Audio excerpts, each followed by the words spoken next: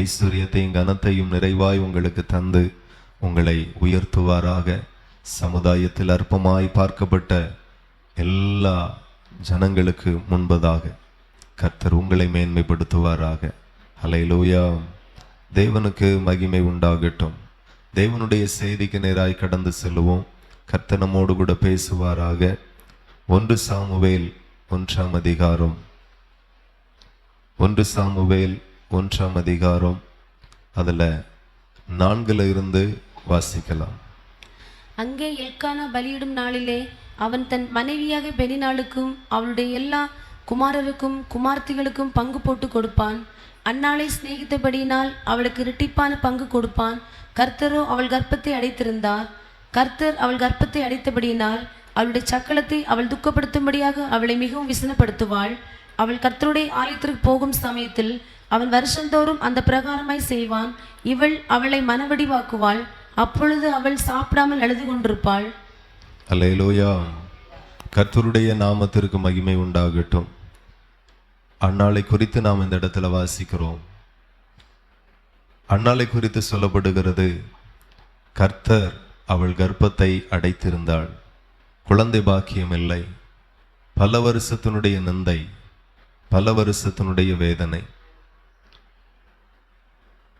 அன்னாளுடைய வாழ்க்கையில் இருந்த அந்த பெரிய குறைவை பரலோகத்தின் தேவன் எப்படி மாற்றினார் என்று சொல்லி நாம் ஆழமாய் தியானித்து, இன்றைக்கும் நம்முடைய வாழ்க்கையில் இருக்கிற அநேக குறைவுகளில் இந்த செய்தியின் வாயிலாக ஒரு பெரிய நிறைவை பரலோகத்தின் ஆண்டவர் தருவாராக. அல்லேலூயா. பொதுவாகவே ஒரு மனுஷனுடைய வாழ்க்கையில் குறை வரும்போது அந்த குறைவுக்காக முதலாவது மாம்சத்தில் போராடுகிறான். அன்னாலும் அதே தான் செய்தாள். வருஷந்தோறும் இது நடக்கும். வருஷந்தோறும் பலியிட போவார்கள். வருஷந்தோறும் பண்டிகை கொண்டாடுவார்கள், பலி செலுத்துவார்கள். பிற்பாடு இவளுடைய சக்களத்தை இவளை மனமடிவாக்குவாள். இவள் அழுது கொண்டிருப்பாள், சாப்பிடாமல் இருப்பாள். இந்த சம்பவம் ஒரு நாள் அல்ல, 2 நாள் அல்ல, ஒவ்வொரு நாளும் நடக்கும். நாம் சாப்பிடாம இருக்கிறதுனாலையோ, அழுது கொண்டிருக்கிறதுனாலையோ, துக்கப்பட்டு கொண்டிருக்கிறதுனாலையோ, சோர்ந்து போய் இருக்கிறதுனாலையோ நம்ம வாழ்க்கை ஒரு நாளும் மாறாது. ஹல்லேலூயா. நம்ம வாழ்க்கை மாறணும், நம்ம சூழ்நிலை மாறணும் அப்படின்னா ஒன்றை தான் நம்ம செய்ய வேண்டும். பல நாட்கள் அழுதாள் அன்னாள். பல நாட்கள் தன்னுடைய புருஷனிடத்துல அழுதாள், தன்னுடைய வேதனையை சொன்னார். ஆனா ஒரு பதிலும் இல்லை, ஒரு பலனும் இல்லை. ஏனென்றால் பலனை கொடுக்கிறவரை தேடாதது வரைக்கும் நமக்கு வர வேண்டிய பலன் எத்தனை வருடங்கள் ஆனாலும் வரவே வராது. அதை தான் அன்னாளுடைய சரித்திரத்தில் நாம் கற்றுக்கொள்ள வேண்டிய ஒரு ரகசியம். இதெல்லாம் பல நாட்களாய் நடக்கிறது. நம்ம வாழ்க்கையில் நம்ம சிந்தித்து பார்க்கணும். என் வாழ்க்கையில் இருக்கிற இந்த தேவைகளுக்காக, இந்த துக்கங்களுக்காக, இந்த வியாதிகளுக்காக, இந்த போராட்டங்களுக்காக, இந்த கடன் தொல்லைக்காக நான் கர்த்தரை நோக்கி பார்த்தேனா? நான் என்ன செய்து கொண்டிருக்கிறேன்? வேதத்தில் சொல்லப்பட்ட பரிசுத்தவான்கள் என்ன செய்தார்கள்? வேதத்தின் வரலாறு என்ன சொல்லுகிறது? நீங்கள் எடுத்து பார்த்தீங்கன்னா, இந்த அன்னாள் அழுது கொண்டும், பட்டினியாக இருந்தும், சாப்பிடாம இருந்தும், கவலைப்பட்டு கொண்டு இருந்தும், இப்படியெல்லாம் செய்ததுனால ஒரு கடுகளவு அவளுடைய வாழ்க்கையில ஒரு மாற்றமும் வரவே இல்லை. நான் ஆண்டவர் சொல்லுகிறார், இதே தான் நீங்களும் செய்கிறீர்கள். சில நேரத்தில் நம்முடைய வாழ்க்கையில என்ன பிரச்சனை, கர்த்தரிடத்துல கொண்டு வாருங்க. அவரால் தீர்க்க முடியாத பிரச்சனை, அவரால் தீர்க்க முடியாத சூழ்நிலை எதுவுமே இல்லை. அவர் சொல்லாகும், அவர் கட்டளையிட நிற்கும். நாம் போக வேண்டியது கர்த்தரிடத்துல, நாம் ஆள வேண்டியது கர்த்தரிடத்துல, கூப்பிட வேண்டியது கர்த்தரை நோக்கி. இதை செய்யாமல் வீடுகளில் இருந்து எவ்வளவுதான் புலம்பிக் கொண்டிருந்தாலும், கண்ணீர் வடித்து கொண்டிருந்தாலும், துக்கமாயிருந்தாலும், சாப்பாடெல்லாம் வெறுத்து சாப்பிட மாட்டேன் என்று பட்டினியாய் இருந்தாலும் ஓன் நிந்தை மாற போகிறதில்லை. அண்ணாலோ அதை செய்து செய்து அழுத்து போனால் பிற்பாடு ஒரு நாள் அவளுக்கு அறிவு வந்தது, இந்த அழுகிறதுனால எனக்கு என்ன கிடைச்சது? இன்றைக்கு மனுஷனிடத்தில் அல்ல, தேவனிடத்தில் அழப்போவோம் என்று எழும்பி தேவ சமூகத்தில் போய் அழுதாள். அன்னைக்கு வாழ்க்கை மாறிற்று. ஹல்லேலூயா. இன்றைக்கு உங்களுடைய வாழ்க்கையும் மாறும், உங்க சூழ்நிலையும் நிச்சயமாகவே மாறும். எப்போதுமே நம்ம மாம்சத்துல ஏறெடுக்கிற எந்த காரியமும் ஜெயமாய் மாறாது. மாம்சத்துல இருந்து செத்துறணும். நம்ம வாழ்க்கையே இப்படிதான் இருக்கு, வாழ்க்கையே கசந்து போயிருக்கு, செத்துறணும். சிலருக்குள்ளாகலாம் இப்படியே ஓடிட்டு இருக்கோம். இருந்து என்ன செய்ய போறோம், வாழ்ந்து என்ன செய்ய போறோம், அப்படியே ஓடும். நான் சொல்லுகிறேன், கர்த்தர் உங்களை ஜெயிக்கிறவர்களாய் பார்க்கிறார். நீங்க ஜெயிப்பீர்கள். உங்க சூழ்நிலைகளில் எல்லாம் நீங்க ஜெயிப்பீங்க, போராட்டத்தில் எல்லாம் நீங்க ஜெயிப்பீங்க. அதற்கு நீங்க பேச வேண்டியது மனுஷனிடத்துல அல்ல, மனுஷனிடத்துல அல்ல, கர்த்தரிடத்துல பேசணும். அந்த அனுபவம் ஒவ்வொரு நாளும் நமக்கு வரணும்.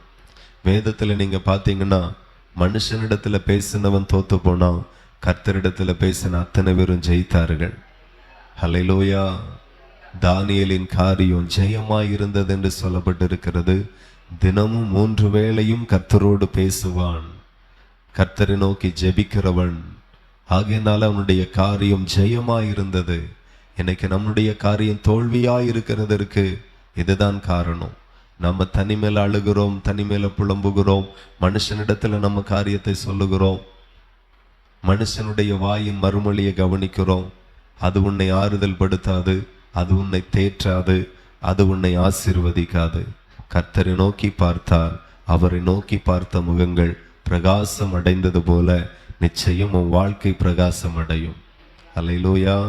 ஆண்டவருடைய நாமத்திற்கு மகிமை உண்டாகட்டும். இது வருஷந்தோறும் நடக்கிற ஒரு பிரச்சனை. வருஷந்தோறும் அழுதுட்டு போவாள். ஒரு நாள் நிம்மதியா ஆலயத்துக்கு வந்தோம், பண்டிகை கொண்டாடணும், பலி செலுத்தணும், சாப்பிட்டோம், நிம்மதியா வீட்டுக்கு போனோம், ஆசீர்வதிக்கப்பட்டவளா வீட்டுக்கு போனோம் அப்படிங்கிற ஒரு வருஷமும் கிடையாது. வருஷந்தோறும் ஆண்டவருடைய சமூகத்துல வருவாள். வருஷந்தோறும் ஆண்டவருடைய சமூகத்துல வந்தவண்ணமாகவே போவார். அழுகையோடு போவாள், துக்கத்தோடு போவாள். ஆனால் ஒரே ஒரு நாள் வழக்கத்தை மாத்தினாள்.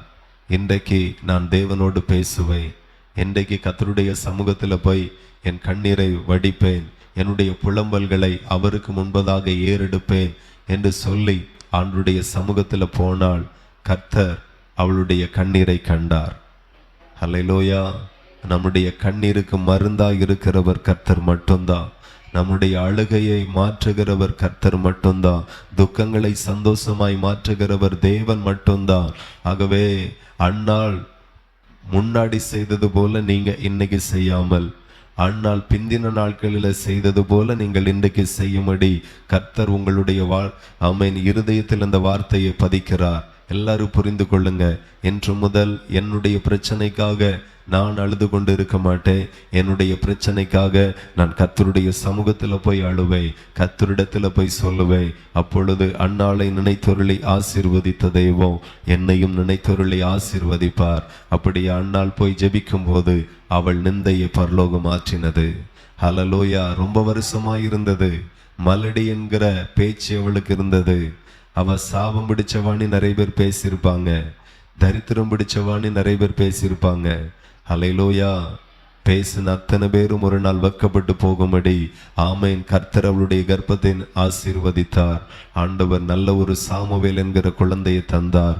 அவனை தீர்க்கதரிசி அபிஷேகம் பண்ணி உயர்த்தினார். தான் முதல் பெயர்செபா வரைக்கும் சாமுவேல் கர்த்தருடைய தீர்க்கதரிசி தான் என்று சொல்லி ஆண்டவர் அவனை மேன்மைப்படுத்தினார். ஹல்லேலூயா. இந்த மேன்மை, இந்த உயர்வு, இந்த பாக்கியம், இந்த குழந்தை இதெல்லாம் யாரால வந்தது அப்படின்னா கர்த்தருடைய சமூகத்துல போய் கர்த்தரை சந்தித்தது நிமித்தமாய், கர்த்தரிடத்துல பேசினது நிமித்தமாய், கர்த்தரிடத்துல சொன்னது நிமித்தமாய் வந்தது. ஆகவே நாம நெருக்கப்படும் போதெல்லாம் கர்த்தரை சந்திங்க, கர்த்தரிடத்துல சொல்லுங்க. ஆலயத்திற்கு வாங்க, உபவாச கூட்டம்லாம் வைக்கும்போது இதெல்லாம் நமக்காக, நம்முடைய கட்டுகள் உடையும்படி கர்த்தர் ஒரு ஆசீர்வாதமான உபவாச நாட்களை ஏற்படுத்தி தந்திருக்கிறார். நாம தேவ சமூகத்துல வந்து ஜெபிக்க ஆரம்பிக்கும் போது நம்முடைய பாரங்களை யாரையும் பார்க்க வேண்டாம், கர்த்தரை மட்டும் பார்ப்போம். ஏன்னா நாம ஜெபிக்கிறத மனுஷன் கேட்க போகிறதும் இல்லை, கேட்டு எதையும் தரப்போகிறதும் இல்லை. ஆனா நாம ஜெபிக்கிறதை கர்த்தர் கேட்டு ஜெபத்திற்கு பதிலை அவர்தான் நமக்கு தருவார். ஆகவே முழு இருதயத்தோடு ஆண்டவரை நோக்கி பார்ப்பீர்களானால் நிச்சயம் உங்க வாழ்க்கை இயேசுவின் நாமத்தில் மாறும். ஹல்லேலூயா. அப்படியே ஆசா என்கிற ஒரு ராஜாவை குறித்து நாம தியானிக்க போகிறோம். அவருடைய வாழ்க்கையில எப்படி வெற்றி வந்தது என்கிறதை நாம தியானிக்க போகிறோம். கர்த்தர் நல்லவர். 2 நாளாகமம் 14வது அதிகாரம் அதுல 8வது வசனத்தை வாசிப்போம். யூதாவிலே பரிசையும் ஈட்டியும் பிடிக்கிற 3,00,000 பேரும் பென்யமீலே கேடகம் பிடித்து வில்லை நாணேற்றுகிற 2,80,000 பேருமான சேனை ஆசாவுக்கு இருந்தது. இவர்கள் எல்லாரும் பராக்கிரமசாலிகள். அவர்களுக்கு விரோதமாக எத்தியோப்பியனாகிய சேரா 10,00,000 பேர்கள் சேர்ந்த சேனையோடும் 300 ரதங்களோடும் புறப்பட்டு மராசே மட்டும் வந்தான். போதும். ஹல்லேலூயா. கர்த்தருடைய நாமத்திற்கு மகிமை உண்டாகட்டும். இங்கே ஆசா ராஜாவுக்கு ஒரு பெரிய பிரச்சனை வருது. சேரா என்கிற ராஜா அவனுக்கு விரோதமாய் யுத்தம் பண்ண வருகிறான். இப்போ இவன்கிட்ட எவ்வளவு பேர் தான் இருக்கிறார்கள் அப்படின்னா ஒரு 3,00,000 பேரும் என்ன ஒரு 2,80,000 பேரும், கிட்டத்தட்ட ஒரு 6,00,000 பேருக்குள்ளதான் 5,80,000 பேர் மட்டும்தான் இவனிடத்துல யுத்தத்திற்கு இருக்கிறாங்க. மற்ற மாதிரி இல்லை. ஆனா இவனை எதிர்க்கிற, இவனை பகைத்து வரக்கூடிய சேரா ராஜா 10,00,000 பேரோடு வருகிறான். ஹல்லேலூயா. ஆமா, எதிராளி எவ்வளவு பெரிய பலத்தோடு வந்தாலும் நம்முடைய தேவன் நம்மோடு கூட இருந்தால் அந்த சேனையே பலகீனப்பட்டு போகும். அப்ப நாம என்ன செய்யணும், அவர் என்ன செய்தார்? நம்ம வாழ்க்கையில எவ்வளவு பெரிய சிக்கல் வந்தாலும் கர்த்தரை நோக்கி பார்க்கும்போது அது ஒன்றுமில்லாமல் போகும். மலை போல வரக்கூடிய பிரச்சனையாயிருந்தாலும் பனி போல மாற்ற கர்த்தர் நம்மோடு கூட இருக்கிறார். அப்போ இந்த ஆசா ராஜா என்ன செய்கிறார் அப்படின்னா, கேள்விப்படுகிறான் நம்மள்ட்ட 5,00,000 பேர் தான் இருக்கிறாங்க, 5,80,000. ஆனா எதிரிப்பட 10,00,000 பேரோடு வரான். டபுளா இருக்குதான். என்ன செய்ய முடியும்? ஒரு பக்கத்துல பயம், ஒரு பக்கத்துல குழப்பம், ஒரு பக்கத்துல யோசனை, இப்படிலாம் ஓடி இருக்கும். நமக்கும் இதே போல ஒரு பெரிய பிரச்சனை வந்துன்னு என்ன பண்ணுவோம்? இவர்கள் என்ன பண்ணுனார் அப்படின்னா, உடனே ஆசா 11வது வசனம் சொல்லுகிறது, ஆசா தன் தேவனாகிய கர்த்தரை நோக்கி கூப்பிட்டு, கர்த்தாவே, பலமுள்ளவனுக்காகிலும் பலனற்றவனுக்காகிலும் உதவி செய்கிறது உமக்கு லேசான காரியம். எங்கள் தேவனாகிய கர்த்தாவே, எங்களுக்கு துணை நில்லும். உம்மை சார்ந்து உம்முடைய நாமத்தில் ஏராளமான இந்த கூட்டத்திற்கு எதிராக வந்தோம். கர்த்தாவே, நீர் எங்கள் தேவன், மனுஷன் உம்மை மேற்கொள்ள விடாதையும் என்றான். ஹல்லேலூயா. இந்த ஆசா ராஜா தன் தேவனாகிய கர்த்தரை நோக்கி கூப்பிட்டான். ஹல்லேலூயா. கூப்பிடுகிறது மாத்திரமல்ல, ஒரு விசுவாச அறிக்கை சொல்லுகிறான். பலன் உள்ளவனுக்காகிலும் பலனற்றவனுக்காகிலும் உதவி செய்கிறது உமக்கு லேசான காரியம். ஹல்லேலூயா. பிரச்சனை எவ்வளவு பெருசா இருந்தாலும் கர்த்தர் நம்மோடு கூட இருக்கிறார். அவர் நம்மை பலப்படுத்துவார். தேவை எவ்வளவு பெருசா இருந்தாலும் தேவைகளை சந்திக்க இயேசு கிறிஸ்து போதுமானவராய் இருக்கிறார். ராஜாக்களுக்கு உதவி செய்த தேவனை நாம் ஆராதிக்கிறோம். ஒரு ராஜாவுக்கே தேவை வரும்போது கர்த்தர் இறங்குவாரானால், ராஜாவினுடைய தேவையை காட்டிலும் நம்முடைய தேவை கர்த்தருக்கு முன்பதாக ஒன்றுமே இல்லை. அது ரொம்ப சாதாரணமானதுதான், ரொம்ப சின்னதுதான். ராஜாவுக்கே அற்புதம் நடக்குமே, ஆனால் உங்களுக்கும் அற்புதம் நடக்கும். அப்போ என்ன செய்கிறோம்? பிரச்சனை வரும்போது என்ன செய்கிறோம், அதை தான் நாம கவனிக்கணும். ஒரு சூழ்நிலை வரும்போது என்ன செய்கிறோம், யாரை சார்ந்து கொள்ளுகிறோம், யாரை நோக்கி பார்க்கிறோம், யாரை நோக்கி கூப்பிடுகிறோம், என்ன செய்கிறோம், அதுதான் ரொம்ப முக்கியம். பிரச்சனை வந்தவுடனே கர்த்தரை தேட ஆரம்பிங்க. ஒரு குறை வரும்போதே கர்த்தரை தேட ஆரம்பிங்க. ஒரு நெருக்கம் வரும்போதே கர்த்தரை தேட ஆரம்பிங்க. அப்படி நாம செய்யும்போது பரலோகத்தின் தேவன் நமக்கு பெரிய காரியத்தை செய்வார். ஆச்சரியமான கிரியைகளை நமக்கு செய்வார். அப்படியே 10,00,000 பேர் நேரா 2 மடங்கு ஜனங்கள் எதிரியோடு கூட வராங்க, சேராவோடு வராங்க. ஆனா கொஞ்சம் பேரை வச்சு இந்த ஆசா கர்த்தரை நோக்கி கூப்பிட்டான். ஆண்டவரே, பலன் உள்ளவனுக்காகிலும் பலனற்றவர்களுக்காகிலும் உதவி செய்கிறது உமக்கு லேசான காரியம் என்று கர்த்தரை முழு இருதயத்தோடு நம்பினார். கர்த்தரதை கனப்படுத்தினார். எவ்வளவு பெரிய பிரச்சனையும் என் தேவன் எனக்கு தீர்த்து வைப்பார். எத்தனை பேருடைய இருதயம் நம்பும்? எவ்வளவு பெரிய தேவையானாலும் என் தேவன் தேவைகளை சந்திப்பார். உங்க இருதயம் முதல்ல நம்பணும். இன்னைக்கு நிறைய பேர் இவ்வளவு பெரிய பிரச்சனையில நிக்கவே மாட்டாங்க, நிக்கவே முடியாது. ஆனா ராஜா தைரியமா நிக்கிறான். என்கிட்ட 5 லட்சம் பேர் இருந்தா என்ன, எதிரினிடத்துல 10 லட்சம் பேர் இருந்தா என்ன, என் தேவன் எனக்கு போதுமானவர். தேவனை சார்ந்து கொண்டான், தேவனை நோக்கி கூப்பிட்டான், ஆண்டவரை நோக்கி கூப்பிட்டான். கர்த்தர் எப்போதுமே நம்மிடத்துல என்ன எதிர்பார்க்கிறார் அப்படின்னா, தினந்தோறும் கர்த்தரை நோக்கி பார்க்கணும். அல்லேலூயா. ஆமா, பிரச்சனையில மட்டும் அல்ல, சோதனையில மட்டுமல்ல, எல்லா தேவைகளிலும் கூட கர்த்தரையே நோக்கி பார்க்கிறத தேவன் ரொம்ப விரும்புகிறார். அதை தான் இந்த ஆசா செய்தான். ஆண்டவரை நோக்கி கூப்பிட்டான். அப்பொழுது கர்த்தர் அவனுக்கு இறங்கினார். கர்த்தரால் அவர்களுக்கு ஒரு பயங்கரம் உண்டாயிற்று. அந்த இடத்துல சத்துருக்கள் தாழ்த்தப்பட்டார்கள். கர்த்தரை நோக்கி கூப்பிட்ட ஆசாவுக்கு ஒரு பெரிய வெற்றி கிடைத்தது. ஆகையினால வாழ்க்கை எப்போ மாறும், சூழ்நிலை எப்போ மாறும் அப்படின்னா, நாம எப்போ கர்த்தரை நோக்கி பார்க்கிறோமோ அப்போ வாழ்க்கை மாறும், அப்போ சூழ்நிலைகள் மாறும், அப்போ பிரச்சனைகள் மாறும், உங்க தோல்விகள் எல்லாம் ஜெயமாய் மாறும். அல்லேலூயா. கர்த்தர் உங்களை ஆசீர்வதிப்பார்.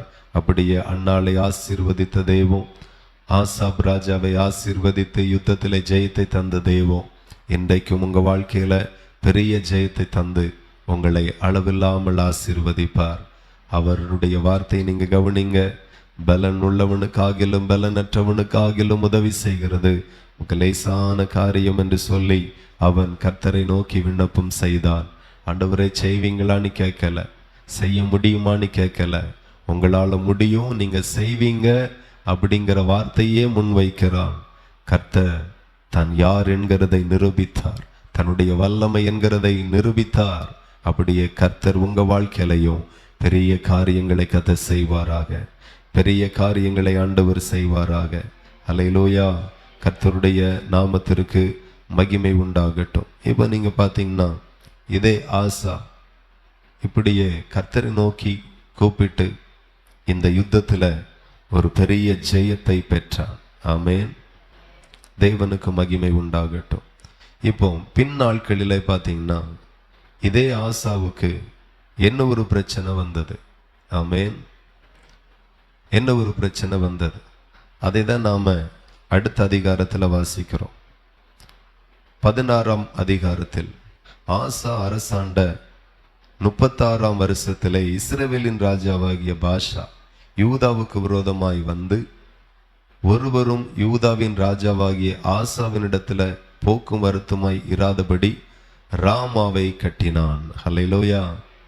ஒரு தேசத்தினுடைய போக்குவரத்தை ஸ்டாப் பண்ற அளவுக்கு ஒரு பெரிய பட்டணத்தை இந்த ராஜா கட்டுகிறான். ஹல்லேலூயா. உங்க வீடை சுத்தி ஒருத்த வந்து பெரிய வால், ஒரு பெரிய காம்பவுண்ட் வால் கட்டுறான். ஒருத்தரும் உள்ள போக முடியாது, ஒருத்தரும் வெளியே வர முடியாது. என்ன பண்ண முடியும்? குடும்பம் நடத்த முடியுமா? சாப்பிட முடியுமா? ஒன்றும் பண்ண முடியாது. அதே போல ஒரு தேசத்தையே வளைந்து கொண்டான் பாஷா. வந்து ரொம்ப கஷ்டமாய் போச்சு. ஆனா இங்கே 10 லட்சம் பேரோடு வரக்கூடிய அந்த சேராவுக்காக கர்த்தரை நோக்கி பார்த்தான். கர்த்தர் அற்புதம் செய்தார். ஆனா இந்த இடத்துல பாஷா வாரான். ஆனா அந்த நேரத்துல இவன் கர்த்தரை நோக்கி பார்க்கல. நான் சொல்லுகிறேன், வாழ்க்கையில என்ன பிரச்சனை வந்தாலும் ஃபர்ஸ்ட் கர்த்தரை நோக்கி கூப்பிடணும், தேவனை நோக்கி தான் கூப்பிடணும். ஒவ்வொரு பிரச்சனைக்கும் சில நேரம் ஒரு பிரச்சனை அப்ப கர்த்தரை தேடுவோம், சில நேரம் இன்னொரு பிரச்சனை மனுஷனை தேடுவோம். அப்படிங்கிறதற்கே போகக்கூடாது. எல்லா நேரமும் கர்த்தரே நமக்கு சகாயர், கர்த்தரே நமக்கு இரட்சகர். அல்லேலூயா. இயேசு என்கிற இரட்சகரை தான் நம்ம ஆராதிக்கிறோம். எத்தனை பேருக்கு புரியுது? அவர் உங்களை ரட்சிப்பார். நிறைய சூழ்நிலைகள்ல நாம சின்ன காரியம் ஆண்டவரை நோக்கி பார்க்கிறோம், ஒரு பெரிய காரியம் மனுஷனை நோக்கி பார்க்கணும். காரியம் சின்னதோ பெருசோ நோக்கி பார்க்க வேண்டியது கர்த்தரை மட்டுமே. அதில் ஆண்டவர் ரொம்ப சந்தோஷப்படுகிறார். இப்போ இதே ஆசா தன்னுடைய வாழ்க்கையில ஒரு பெரிய பிரச்சனை வரும்போது கர்த்தரை நோக்கி பார்த்தான். ஆனா அடுத்த பிரச்சனை வரும்போது கர்த்தரை நோக்கி பார்க்காம விட்டு விட்டான். நீங்க பாத்தீங்கன்னா இந்த ராமாவை கட்டி கொண்டு இருக்கிறான். ஒருத்தர் இங்க போக முடியாது, வர முடியாது. ஆசா ராஜாவை முழுசா லாக் பண்ணுகிறான். அதனால என்ன நடக்கு அப்படின்னா, உடனே ஆசா கர்த்தருடைய ஆலயத்திலும் ராஜாவின் 2வது வசனம் வாசிக்கிறேன். அப்பொழுது ஆசா கர்த்தருடைய ஆலயத்திலும் ராஜாவின் அரண்மனையில் உள்ள பொக்கிஷங்களிலும் உள்ள வெள்ளியும் பொன்னும் எடுத்து தமஸ்குவின் வாசம் பண்ணுகிற பெனாதாத் என்னும் சீரியாவின் ராஜாவிடத்துக்கு அனுப்பி. அல்லேலூயா. கவனிக்கணும் நீங்க. இப்ப என்ன செய்கிறா? கர்த்தருடைய ஆலயத்திற்கு என்று சொல்லி பொக்கிஷம் இருக்கிறது, ராஜ அரண்மனைக்கு என்று சொல்லி பொக்கிஷம் இருக்கிறது. எல்லாவற்றையும் எடுத்து சீரிய ராஜாவாகிய பெனாதாத்துக்கு அனுப்பி, நீர் வந்து இவனோடு யுத்தம் பண்ணும், இவனுக்கு தொந்தரவா இருக்கிறான், பிரச்சனையா இருக்கிறான், எனக்கு விரோதமாக இந்த மாதிரி பட்டணத்தை கட்டுறான், இதனால எனக்கு உள்ள வர முடியாது, வெளியே போக முடியாது, தேசம் பாழாக்கப்படுகிறது, நீர் வந்து நியாயம் விசாரியும் என்று இந்த விஷயத்துல அவன் தேவனை தேடாமல் போனான். என்றைக்குமே தேவனுடைய விருப்பத்தை நீங்க நல்லா கவனிங்க. எல்லாவற்றிற்கும் கர்த்தரிடத்துல விசாரிக்கிறது, கர்த்தரை நோக்கி கேட்கிறது, ஜெபிக்கிறது, அவரை நோக்கி பார்க்கிறது. அவரால் தான் தீர்க்க முடியும், அவரால் தான் தீர்வு தர முடியும், அவரால் தான் நியாயம் செய்ய முடியும், அவரால் மட்டும்தான் நீதி கிடைக்க முடியும். அப்படிங்கிறத நீங்க எப்போதுமே இருதயத்துல வைத்து செயல்பட வேண்டியதை கர்த்தர் விரும்புகிறார். அல்லேலூயா. ஆமா, ஒரு காரியத்திற்காக நான் ஜெபிப்பேன், இன்னொரு காரியத்திற்காக நான் ஜெபிக்க மாட்டேன், உலகத்துல போய் ஏதாவது தீர்வு பார்ப்பேன் அப்படின்னா கிடையாது. எல்லாவற்றிற்கும் கர்த்தர் தான் நமக்கு தீர்வு. வாழ்க்கையில ஒரு பிரச்சனை போகும், இன்னொரு பிரச்சனை வரும், ஒரு பலகீனம் போகும், இன்னொரு பலகீனம் வரும். எந்த மாதிரியான சூழ்நிலை வந்தாலும் போனாலும், எந்த மாதிரியான நோய்கள் வந்தாலும் போனாலும், எல்லா நோய்களையும் தீர்க்க இயேசு வல்லவராய் இருக்கிறார். அவர் உங்களை ரட்சிப்பார். ஆகவே சின்ன நோய்க்கு ஆண்டவரை பார்த்தேன், கொஞ்சம் பெரிய நோய்க்கு மருத்துவரை பார்த்தேன், அப்படியெல்லாம் இல்லாம எப்பவுமே நாம நோக்கி பார்க்க வேண்டியது கர்த்தரை மட்டுமே. அல்லேலூயா. ஒரு சின்ன பிரச்சனைக்கு கர்த்தரை நோக்கி பார்த்தேன், பெரிய பிரச்சனைக்கு மனுஷனை நோக்கி பார்த்தேன், அப்படி போகக்கூடாது. இந்த ஆசா ராஜா செய்த முட்டாள்தனம் இதுதான். ஒரு பிரச்சனை வந்தது, கர்த்தரை நோக்கி பார்த்தான், கர்த்தர் அற்புதமாய் விடுவித்தார். என்ன ஒரு பிரச்சனை வருது, அப்போ ஆண்டவரை நோக்கி பார்க்க மனசு இல்லை, ஜெபிக்க மனசு இல்லை, உபவாசிக்க மனசு இல்லை, ஆண்டவருடைய பாதத்துல போய் கொஞ்சம் காத்திருக்க மனசு இல்லை. ஈஸியா பிரச்சனையை முடிச்சுக்குவோம். கர்த்தருடைய பொக்கிஷத்தை எடுத்து, ராஜா அரண்மனையில் உள்ள பொக்கிஷம் எடுத்து என்ன ஒரு சீரிய ராஜாவுக்கு கொடுத்து, நீங்க எனக்காக யுத்தம் பண்ண வாங்க, சப்போர்ட்டுக்கு வாங்கன்னு கூப்பிடுறான். அவன் எல்லா பொண்ணு வெள்ளி எல்லாம் வாங்கிட்டு இவனுக்காக யுத்தம் பண்ணினான். அல்லேலூயா. ஸோ இந்த காரியம் அவனுக்கு ரொம்ப தேவனுடைய பார்வையில ரொம்ப வருத்தப்படத்தக்கதா இருந்தது. உடனே என்ன நடக்கிறதுன்றா 7வது வசனத்தை நாம வாசிப்போம். 2 நாளாகமும் 16:7. அக்காலத்திலே ஞான திருஷ்டிக்காரனாகிய அனானி யூதாவின் ராஜாவாகிய ஆசாவினிடத்தில் வந்து அவனை நோக்கி, நீர் உம்முடைய தேவனாகிய கர்த்தரை சார்ந்து கொள்ளாமல் சீரியாவின் ராஜாவை சார்ந்து கொண்டபடியினால் சீரியா ராஜாவின் இராணுவம் உமது கைக்கு தப்பி போயிற்று. மிகவும் ஏராளமான ரதங்களும் குதிரை வீரரும் உள்ள எத்தியோப்பியரும் லூபியரும் மகா சேனையாய் இருந்தார்கள் அல்லவா? நீர் கர்த்தரை சார்ந்து கொண்ட போதோவெனில் அவர்களை உமது கையில் ஒப்பு கொடுத்தாரே. அல்லேலூயா. கர்த்தர் தம்முடைய ஞான திருஷ்டிக்காரனை அனுப்புனார். அனனியா வந்து பேசுகிறான். அல்லேலூயா. ஆமா, நீர் உம்முடைய தேவனாகிய கர்த்தரை சார்ந்து கொள்ளாமல் சீரிய ராஜாவை சார்ந்து கொண்டபடியினால் உமக்கு வர வேண்டிய பெரிய வெற்றி வராமல் போயிற்று, நிறைய கொள்ளை உமக்கு வராம போயிற்று, உம்முடைய ஐஸ்வர்யம் தான் கொள்ளை போயிற்று. அவனோடு பேசுகிறான். அடுத்தால சொல்லுகிறான், தம்மை பற்றி உத்தம இருதயத்தோடு இருக்கிறவர்களுக்கு தம்முடைய வல்லமையை விளங்க பண்ணும்படி கர்த்தருடைய கண்கள் பூமி எங்கும் உலாவிக் கொண்டிருக்கிறது. அல்லேலூயா. அப்ப ஆண்டவர் தம்முடைய வல்லமையை எப்போ வெளிப்படுத்துவார்? யார் மூலமாய் வெளிப்படுத்துவார்? யாருக்கு வெளிப்படுத்துவார்னா ஆண்டவரை குறித்து உத்தம இருதயத்தோடு இருக்கிறவர்களுக்கு. அல்லேலூயா. எல்லா தேவைக்கும் நான் கர்த்தரை நோக்கி பார்ப்பேன், எல்லா பிரச்சனைக்கும் கர்த்தரை நோக்கி பார்ப்பேன். உலகத்தில் அல்ல. ஆண்டவர் எனக்கு நியாயம் செய்வார், ஆண்டவர் எனக்கு எதாகிலும் செய்வார். அப்படியே ஆண்டவரை சார்ந்து கொண்டால் தம்மை பற்றி உத்தம இருதயத்தோடு இருக்கிறவர்களுக்கு தம்முடைய வல்லமையை அவர் விளங்க பண்ணுவாராம். அல்லேலூயா. ஆகவே அந்த தீர்க்கதரிசி, இந்த விஷயத்தில் மதியில்லாதிருந்தீர், ஆகையால் இது முதற்கொண்டு உமக்கு யுத்தங்கள் நேரிடும் என்றான். அல்லேலூயா. கர்த்தரை சார்ந்து கொள்ளல அப்படின்னா பிரச்சனை தான். கர்த்தரை தேடல அப்படின்னா பிரச்சனை தான். கர்த்தரை தேடினால் யுத்தங்களையும் ஓய பண்ணுகிறார். கர்த்தரை தேடாம போனா யுத்தம் இல்லாத சூழ்நிலைகளிலேயும் யுத்தங்கள் நம்மை தொடரும்படி செய்கிறார். எல்லா பிரச்சனைக்கும் கர்த்தரை தேடுங்க. எல்லா பிரச்சனைக்கும் தீர்வு கர்த்தராக இருக்கிறார்.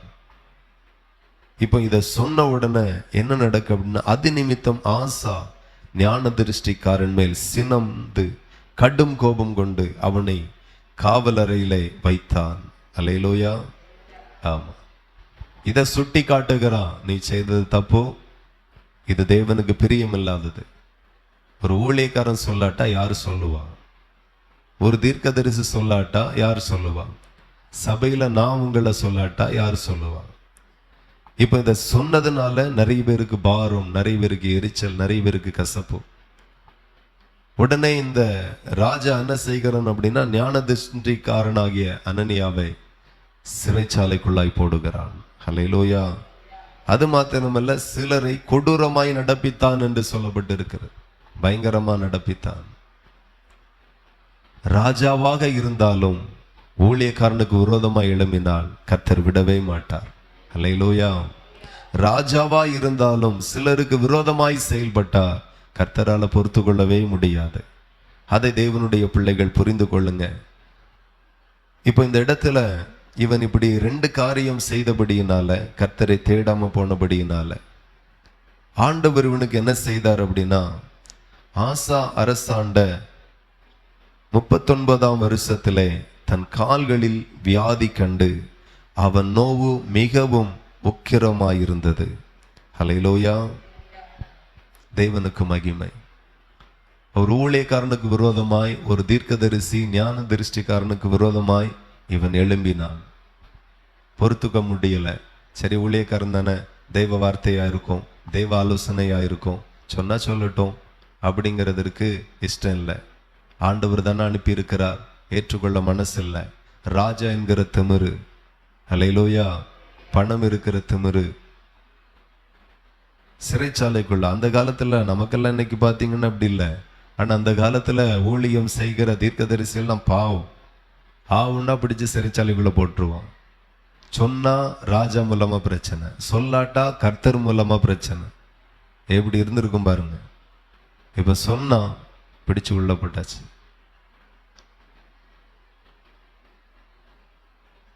இங்க என்ன நடக்கு அப்படின்னா, இப்ப ஆண்டவர் சில காலம் அமைதியா இருந்தார்.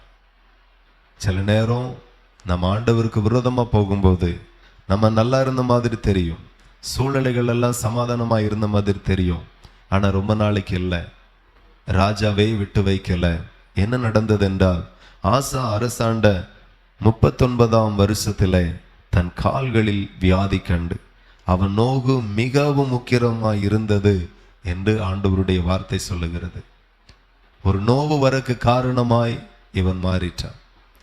நான் சொல்லுகிறேன், கர்த்தரோ நம்முடைய துக்கங்களை சந்தோஷமாய் மாற்றுகிறவர், வியாதிகளில் இருந்து நம்மை விடுவிக்க நல்ல பரிகாரியாய் இருக்கிறவர்.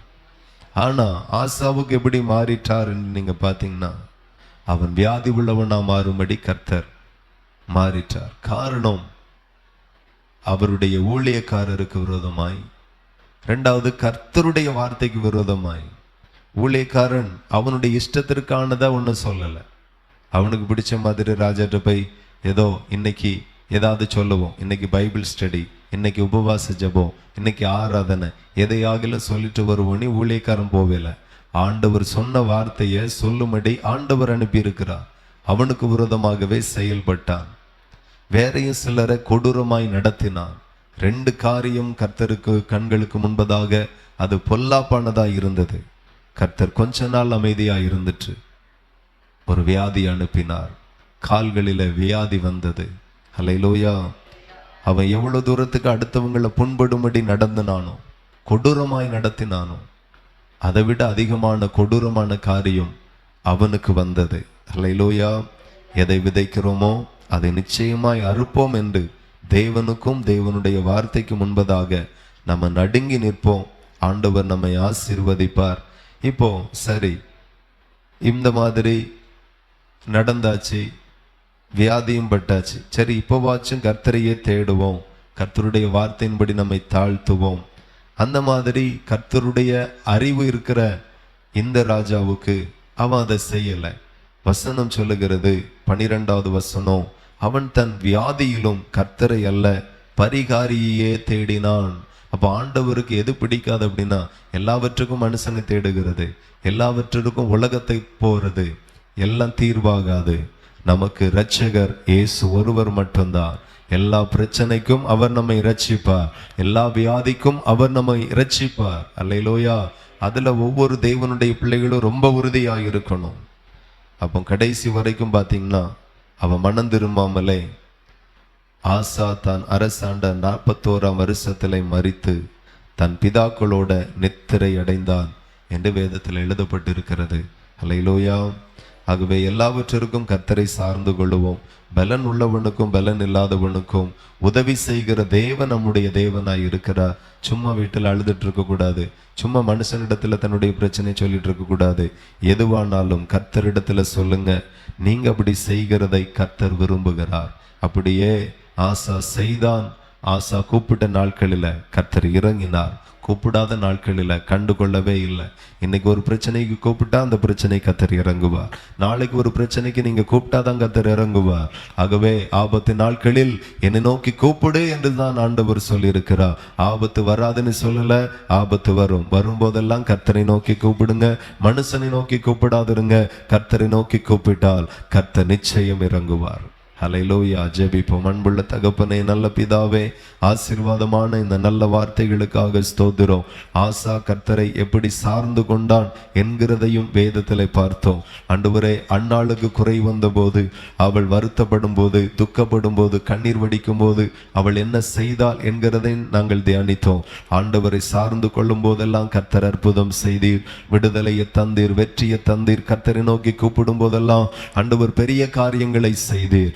எப்பொழுது ஆசா ராஜா ஆமென் கர்த்தரை தேடாமல் பரிகாரிகளை தேடினானோ, கர்த்தரை தேடாமல் மனிதனை தேடினானோ, ஆமென் அப்பொழுதே ஆமென் ஸ்தோத்திரம், அவனுக்கு விரோதமாய் யுத்தங்கள் வரும் என்று சொல்லப்பட்டது.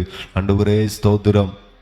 இன்றைக்கு நாங்கள் மனுஷனை அல்ல கர்த்தரையே மட்டும் ஆமென் நோக்கி பார்ப்போம். ஆண்டவருடைய வசனத்தை நாங்கள் ரொம்ப கனம் பண்ணுவோம். எல்லாரும் சொல்லுங்க, கர்த்தருடைய வார்த்தை தீர்க்க தரிசன வசனங்களை நாங்கள் ரொம்ப நேசிப்போம். அதில் நாங்கள் மனம் திரும்புவோம், அதற்காக நாங்கள் ஒப்பு கொடுப்போம், அதற்கு விரோதமாய் நாங்கள் பேசாதிருப்போம் என்று சொல்லுங்க. அல்லேலூயா. ஸ்தோத்திரம் ஸ்தோத்திரம். எங்களை அர்ப்பணிக்கிறோம் ஆண்டவரே. கர்த்தர் எங்களை நினைத்தருளும், எங்க குடும்பத்தை நினைத்தருளும், எங்க பிள்ளைகளை நினைத்தருளும்.